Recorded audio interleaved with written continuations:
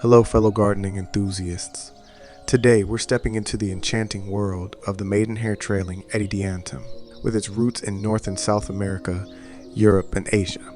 This plant boasts a global history that spans continents and cultures, making it a beloved choice among indoor gardeners. The Maidenhair Trailing Adiantum, scientifically known as Adiantum spp., is a true embodiment of elegance and grace.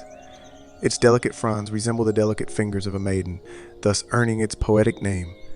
The lustrous, fan-like leaves come in various shades of green, adding a touch of charm to any interior. Creating a thriving environment for the Maidenhair Trailing Adiantum requires some finesse.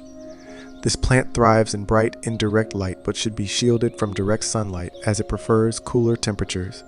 Keeping the soil consistently moist, but not soggy, is key to its well-being. Additionally, providing adequate humidity through misting or a humidity tray can mimic its natural habitat. The Maidenhair Trailing Adiantum is a true team player when it comes to companion planting.